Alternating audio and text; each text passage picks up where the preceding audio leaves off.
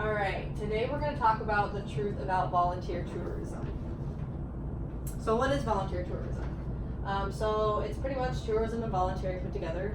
So what you do is you go to a different country and you get to experience life there and see what other people experience. So usually it's from 1 to 4 weeks. And so I had interviewed one of my friends who goes to the University of Iowa.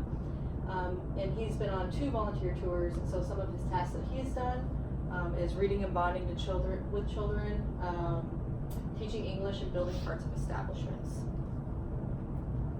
And so what are some of the problems with volunteer tourism? So it's understandable people are fascinated and want to know about the world around them and where they travel to. So according to Thrive Global, volunteer tourism is a $175 billion industry described as a rising trend.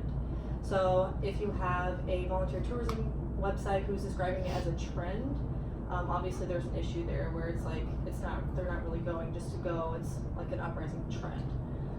So usually it's mostly young individuals, probably around like 20 or 25 who are getting out of college. And some tourists on these trips may believe they are helping the community, but due to lack of research and understanding, they may be doing more harm than good.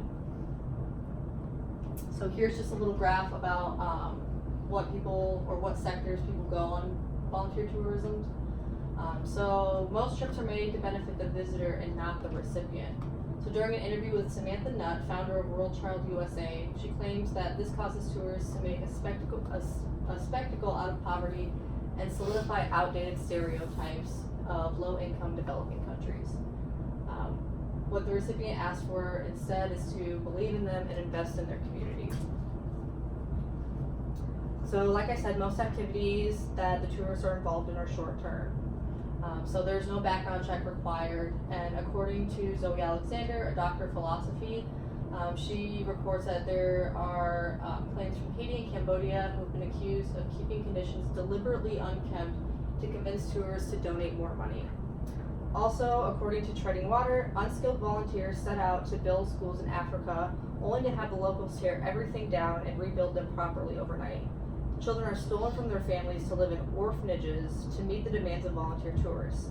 Or the common situation of all, 100% of your volunteer fee goes straight to the agency, with the local projects never seeing $1 of it. So one of the biggest things that people notice are the photos and videos of these volunteer tours.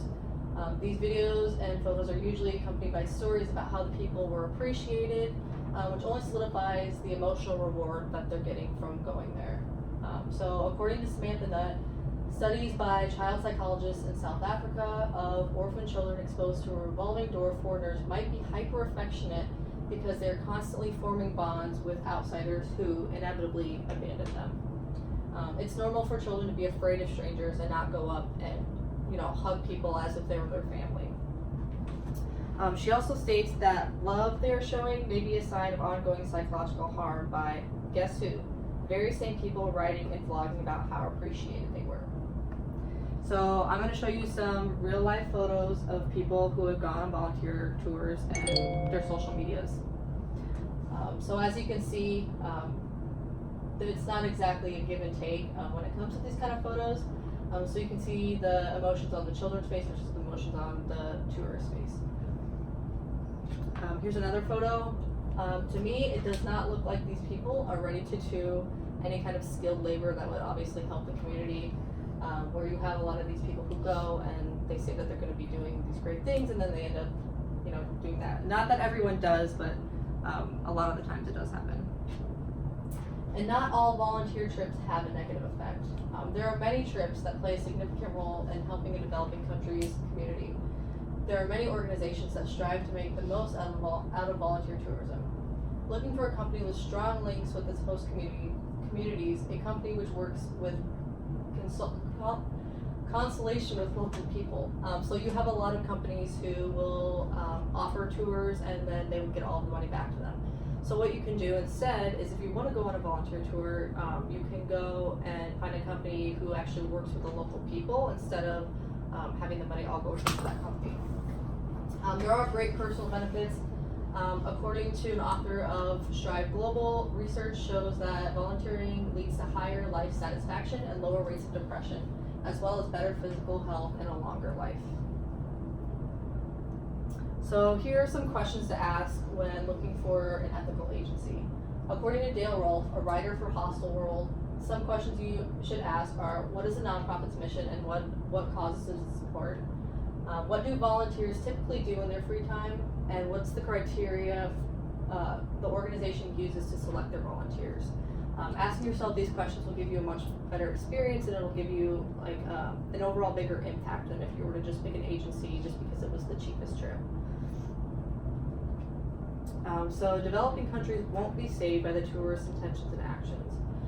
What these countries need are the resources that will help them be successful and learn on their own.